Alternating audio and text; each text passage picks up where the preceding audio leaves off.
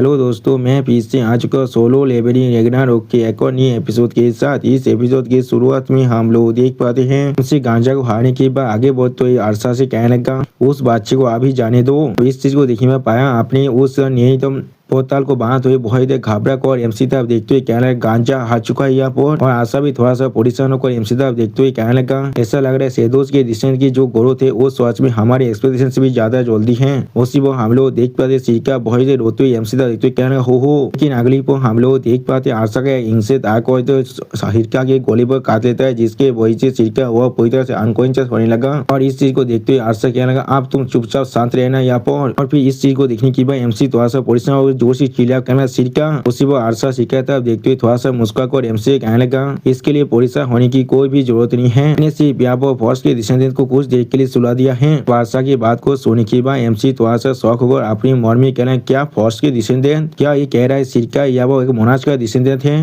और जिस तरह से वो दूसरे डिसेंडेंट की एग्जिस्टेंस के बारे में जांचता है तो भी इसका मतलब वो भी यहाँ पर। और फिर एमसी आरसा तरफ देखते हुए आरसा से पूछने लगा क्या तुम भी यहाँ पर साइबर हो वार्ड ऑफ द मोनाज का। वो सुनने के बाद एमसी तरफ देखते हुए आरसा थोड़ा सा मुस्कुराकर एमसी कहना क्या सर्वाइवर ऐसा कह सकते हो, हम लोग वो विंग है जिसे वार और मोनाज की मदद से क्रिएट किया गया है। सिर्फ आरसा के पीछे हम लोग देख पाते पाया अभी तो उनसे तरीका को बाकू को रखा था। और फिर एमसी था देखते आरसा बहुत ही गोल पीस बनाकर एमसी कहने लगा इसलिए हम सभी यहाँ पर मोनाज का डिसेंडेंट हैं। जो सुनने के बाद एमसी पहला थोड़ा सा शौक हो कहने क्या।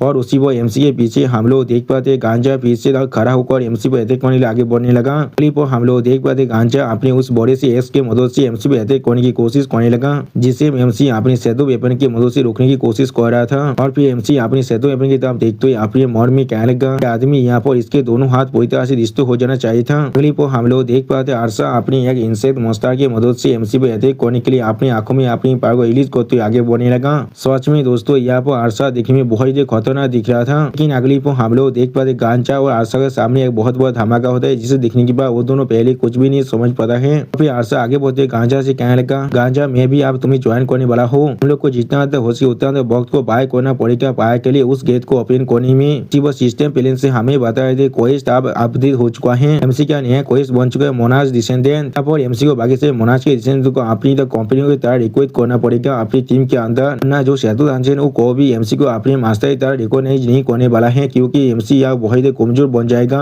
इसी को आखिर तो खुद को सर्वाइव करना पड़ेगा और खुद को प्रूव भी करना पड़ेगा। तो हमें बता रहे थे फैंग का डिसेंडेंट के लिए जो एमसी को पहले मिल चुका है, व्हाइट फ्लेम का डिसेंडेंट एसिल जो एमसी को मिल चुका है, आयरन बॉडी से डिसेंडेंट आमूद जो एमसी को पहले मिल चुका है, और फॉर्स डिसेंडेंट सीटा वो भी आप एमसी को मिल चुका है। और फिर हमें पहले का डिसेंडेंट के बारे में बताया जिसके नाम के बारे में हमें कुछ भी नहीं मालूम है और वो एमसी को नहीं मिला है अभी भी। डिसेंडेंट भी अभी एमसी को नहीं मिला है और जो डिसेंडेंट वो भी अभी तो एमसी को नहीं मिला है और डिस्ट्रक्शन डिसेंडेंट वो भी एमसी को नहीं मिला है। वो सिस्टम प्लान से हमें बताया था एमसी के जितने भी मोनाज ऑफ डिसेंडेंट अभी उसके कंपनी बन चुके वो 8 में से 3 हैं और इसका जो रिया है वो भी अभी पूरी तरह से अननोन है। सच में दोस्तों इस मिशन की ज्यादातर चीजें पूरी तरह से अननोन है। फिर एमसी बॉर्डर के अंदर से बाहर निकलते थोड़ा सा गुस्से में आरसा तरफ देखते उनसे कहने लगा मेरा जो क्वेस्ट है वो पूरी तरह से अपडेट हो चुका है, मैंने कोई भी नहीं सोचा था मैं यहाँ बाकी से डिसेंडेंट के साथ मिलने वाला हूँ। उसी वो हम लोग देख पाते बेरू और एमसी तरफ देखते एमसी कहने लगा सच में बहुत अच्छा है योग मोनार्च, आपको अब और 3 डिसेंडेंट को ढूंढने की कोई भी जरूरत नहीं है, आपका काम बहुत आसान हो चुका है। वो सोने की अगली को हम लोग देख पाते एमसी गांजा की तरफ देखते हुए तो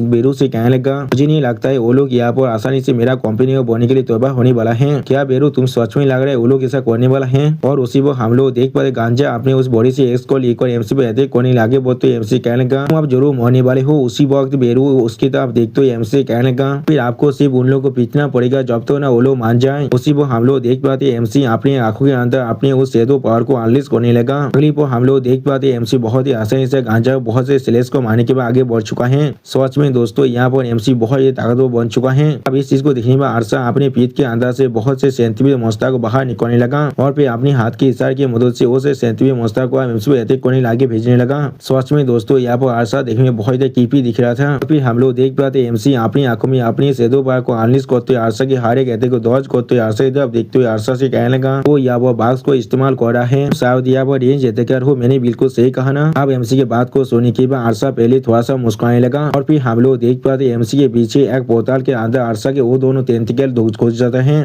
हम लोग देख पाते वो दोनों तेंतिकल मोस्टर एमसी साइड से बाहर निकल कर एमसी अटैक करने लगा। जिस चीज को देखने के बाद एमसी पहले कुछ भी नहीं समझ पा रहा था और थोड़ा सा खड़ा भी गया था और फिर एमसी को देखते थोड़ा सा परेशान हो कहना क्या यहाँ पर क्या हो रहा है और उसी पर एमसी अपने मन में कहने लगा ये अटैक अचानक से मेरे साइड से कैसे आ सकता है। और फिर हम लोग देख पाते आरसा पाया की तरफ देखते पाया से कहना पाया तुम्हारा काम बहुत ज्यादा अच्छा है। जो सुनेंगे पाया बहुत ज्यादा मुस्कुराने लगा। इस चीज को सुनने के बाद एमसी उस बच्चे की तरफ देखते यानी पाया की तरफ देखते अपने मन में कहने लगा ये शायद इसी बच्चे का एबिलिटी है। इसी वो हम लोग देख पाते एमसी पीछे गांजा फिर से खड़ा हो चुका था और जिस चीज को महसूस करने के बाद एमसी अपने मन में कहने लगा आदमी फिर से खड़ा हो चुका है जैसे कि उसे कुछ भी नहीं हुआ था। सच में दोस्तों यहाँ पर गांजा बिल्कुल एक अनबीटेबल मॉन्स्टर की तरह दिख रहा था जिसे तुम जितने बार मार डालो उसे कुछ भी नहीं होने वाला है। और फिर हम लोग देख पाते गांजा अपने उस बॉडी से एक्स को लेकर एमसी तक आगे बढ़ा। जिस चीज को देखते हुए एमसी अपने मन में कहने लगा तिरका को इस शिशु के अंदर बचा बना मेरे लिए। और उसी पर हम लोग देख पाते आरसा भी अपने बहुत सारे मॉन्स्टर को अनलिस्ट कर एमसी के पीछे खड़ा हुआ था। सच में दोस्तों यहाँ पर ऐसा लग रहा था एमसी आप दोनों तरफ से घिर चुका है। फिर कोई उसी पर एमसी से कहला योर मोनार्च। उसी पर इस वॉइस को सुनने की बाद एमसी थोड़ा शौक होकर और परेशान होकर अपने मन कहला ये वॉइस तो एसिड का है ना। फिर हम लोग देख पाते एमसी बहुत ज्यादा आसानी से आरसा और गांजा के अटैक को रोकते हुए अपने मन में कहने लगा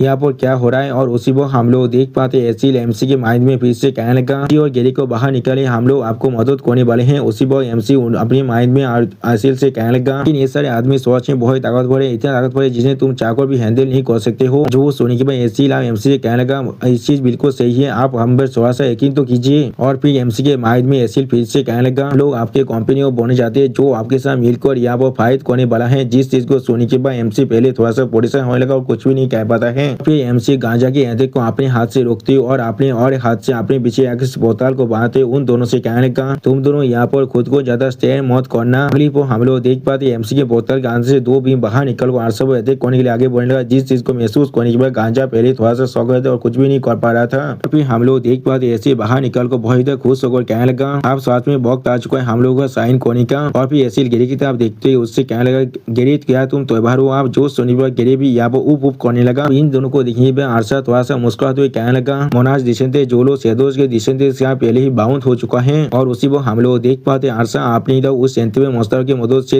एसिल और गिरी पर अटैक करने की कोशिश करने लगा। अगली को हम लोग देख पाते आरसा ने अपने बहुत से सेंटर में मस्तर की मदद से एसिल और गिरी पर अटैक कर दिया है। जिस चीज को देखने के बाद मुस्कुराते हुए कहने लगा कैसा होगा अगर मैं इस अपॉर्चुनिटी फायदा होता इन सभी को भी हासिल कर लूँ। यहाँ पर एसिल गिरी की हालत को इतना बुरा देखने पर एमसी थोड़ा सा परेशान होकर उनकी तरफ देखते हुए जोर से चिल्ला कहना एसिल गिरी। और उसी पर हम लोग देख पाते हैं यहाँ पर गांजा अपने बॉडी से एक्स की मदद से एमसी पर अटैक करने की कोशिश कर रहा था। और फिर एमसी की बात को सुनने के बाद एसिल बहुत जोर से चिल्लाकर एमसी कहने लगा यो मोनाज आपको हमारे बारे में परेशान होने की कोई भी जरूरत नहीं है। और फिर एसिल एक सेंतीस व्यवस्था को मारते हुए अपने मन में कहने लगा यही वो लेवल है जिस लेवल के ओपोनेंट के खिलाफ यो मोनाज अभी फाइट कर रहा है।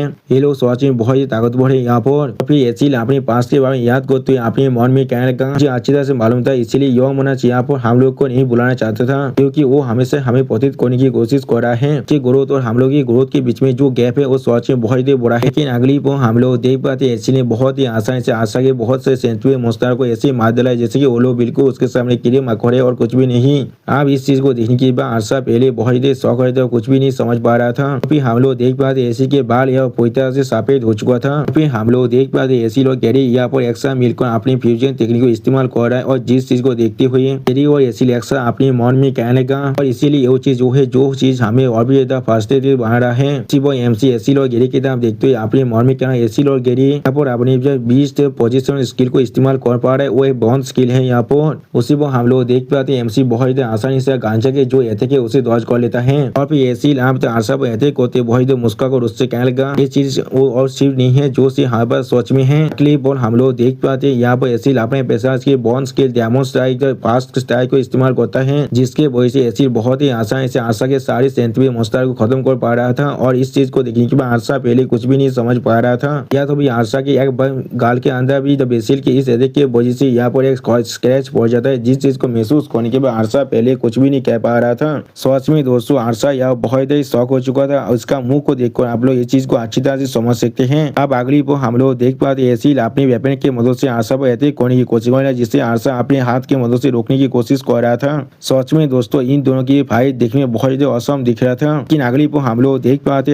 एसिल अपनी जो पोजीशन था उसे डिस्ट्रॉय करते अपने मन में कहना दी एक्टिव बीस्ट पोजीशन। जिस चीज को देखने की बात यहाँ पर आरसा पहले कुछ भी नहीं समझ पा रहा था और उसी पर हम लोग देख पाते गेरी बहुत स्पीड से आप सामने तक आगे बढ़ने लगा। उसी पर हम लोग देख पाते गेरी को आप आते हुए दिखने पाया बहुत परेशान हो जाते और कहने थोड़ा सा इंतजार करो, मैं कोई कॉम्बैट टाइप का स्पेशलिस्ट नहीं हूँ। पाया के साइड में हम लोग सिरका को गिरी हुई देख पाते हैं। अगली पर हम लोग देख पाया बहुत घबरा को अपने मन में कहने का नहीं ऐसा नहीं, लेकिन उसी को हम लोग देख पाते हैं जो गेरी ने यहाँ पर सिरका को अपने मुंह से पाकर वहां से जाने लगा। अब जिस चीज को देखने की बात एसिल बहुत खुश होकर कहने का बहुत अच्छे गेरी तुमने अच्छा काम किया है। फिर एसिल एमसी तब देखते हुए जोर से चिल्ला कहना यो मेरा हम लोगों ने यहाँ बातचीत को सिक्योर कर लिया है। जो सुनी की बात एमसी थोड़ा सा मुस्कुराकर एसिल से कहने लगा लोग अपने बॉन्ड स्किल को इस्तेमाल कर रहे थे और इसे इतने ज्यादा प्रोफेशनल के साथ यहाँ पर इस्तेमाल भी कर पा रहे थे। तुम दोनों सच में बहुत अमेजिंग हो। अगली पर हम लोग देख पाते आशा बहुत गुस्से में और कोल्ड फेस बनाकर ऐसे की तरफ देखते हुए कहना क्या बॉन्ड स्किल ये कोई विलेज है जो सिर्फ तुम्हारे सिस्टम के अंदर ही एग्जिस्ट करता है। और फिर आशा बहुत गुस्से में अपनी पावर को रिलीज करते कहना ये चीज मुझे और भी गुस्सा दिला रहा है। अगली पर हम लोग देख पाते आशा ने यहाँ पर जो एसिड के पीछे के अंदर अपने सेंट में मुस्ताक की तरफ टेंटिकल को धुका दिया है, जिसके वजह से एसिड यहाँ पर अपने मुंह से आप खून कसते हुए कहना क्या यहाँ पर क्या हो रहा है। सच में दोस्तों यहाँ पर एसिड को बहुत बड़ा झटका लग चुका था। अगली पर हम लोग देख पाते इस चीज को देखने की बात एमसी बहुत देर शौक हो जाते और कुछ भी नहीं कह पा रहा था। फिर हम लोग देख पाते आशा अपने बाघ क्वीन के फॉर्म में आते हुए उसकी एसिड की तरफ देखते हुए उससे कहने लगा तुम्हें देखकर मुझे किसी भी तरह से या कॉम्पिटिशन की तरह एक्सेप्ट करने के ख्वाहिश नहीं मिला है। इसका मतलब सिस्टम के लिए तुम पूरी तरह से अननेसेसरी हो।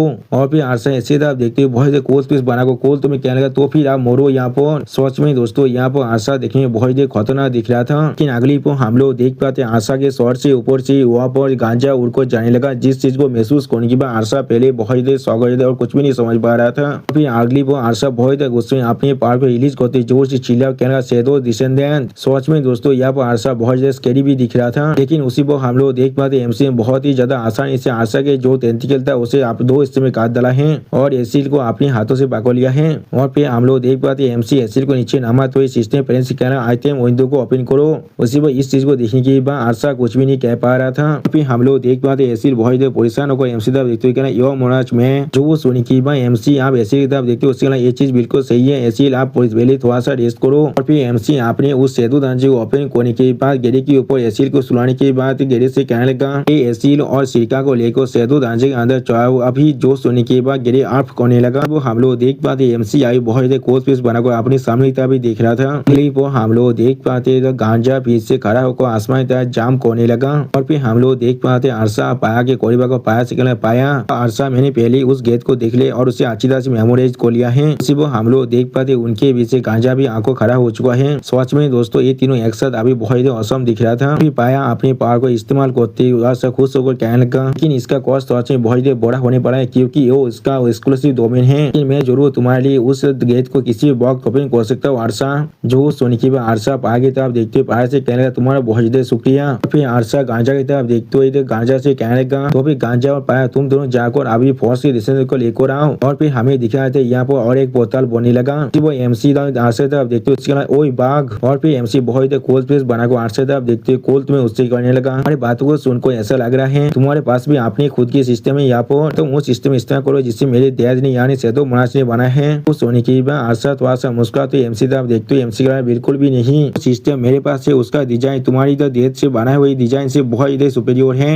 इस चीज को तुम आसानी से समझ सकते हो। जैसे मेरे सिस्टम ने मुझे कह दिया था पहले ही फोर्स के डिसीजन यहाँ पर ही है। जो सुनी की बात एमसी थोड़ा चेत आरसा से कहने लगा तो फिर ये सच में मेरे लिए बहुत अच्छी बात है। इसका मतलब मेरे डैड ने तुम्हें कोई भी सिस्टम नहीं दिया है तुम्हारे जैसे एक पीस ऑफ चीज को। एमसी की बात को सुनने के बाद हम लोग देख पाते हैं आरसा एमसी तरफ देखते हुए थोड़ा सा गुस्से में एमसी कहने लगा क्या तुम्हें सच में लगता तुम्हारे बॉक्स भी है मेरे साथ इस तरह से बात करने का। मेरे कंपनी अभी तुम्हारे एक्सक्लूसिव डोमेन के अंदर जा चुका है। इसका मतलब उसी वो एमसी बहुत कोल्ड फेस बना को आरसा की बात को काटते उससे कहना मुझे इसका कोई भी परवाह नहीं है। एमसी की बात को सुनने के बाद आरसा थोड़ा सा परेशान होकर एमसी तरफ देखते हुए एमसी पूछने लगा तो फिर क्या तुम अपने सारे कंपनियों के यहाँ पर पूरी तरह से एबादी कर रहे हो जैसा हम लोग सेदो मुनाज के डिसीजन से एक्सपेक्ट कर सकते थे। हर एक चीज खुद करना चाहता है। जो सोनी की बात एमसी बहुत कोल्ड फेस बना को कोल्ड तोड़ में आरसा से कहने लगा यहाँ पर ऐसा बिल्कुल भी नहीं है जो मैं उन्हें इबादत कर रहा हूँ। यहाँ पर मुझे थोड़ा सा भी परेशान होने की कोई भी जरूरत नहीं है उनके लिए अभी। फिर एमसी बहुत स्पेस से आगे बढ़ते कहने लगा और तुम्हारे लिए। और फिर हम लोग देख पाते एमसी अपने बहुत से सेतु वेपन की मदद से आरसा पर अटैक कर रहा था। जिस चीज को देखने के बाद आरसा अपने हाथों से एमसी के अटैक को रोकने की कोशिश कोशिश कर रहा था। और फिर एमसी आशा था देखते अपनी आंखों में अपने पार को रिलीज कर बहुत देर खोल तुम्हें उससे कहने लगा तुम्हें सिर्फ यहाँ पर खुद के बारे में परेशान होना चाहिए। सिर्फ हम लोग देख पाते आशा अपनी आंखों में अपने पार को रिलीज करते बहुत देर परेशान होने लगा। और फिर अगली पर हमें एक दूसरी प्लेस का सीन दिखाता है जहाँ पर हम लोग सिरका को देख पाए जो अपनी आंखों को धीरे धीरे खोलने लगा। और फिर सिरका जाने पर अपने सामने कुछ दिखने में बहुत भी नहीं समझ पा रहा था। फिर हम लोग देख पाए सिरका खड़ा होकर गिरी की तरफ देखते हुए उससे बोले ये प्लेस कहाँ पर है। उसी पर हम लोग देख पाते गिरी अपने सामने तरफ किसी को देखते हुए थोड़ा सा गुरुआने लगा। अगली पर हम लोग देख पाते हैं यहाँ पर गांजा और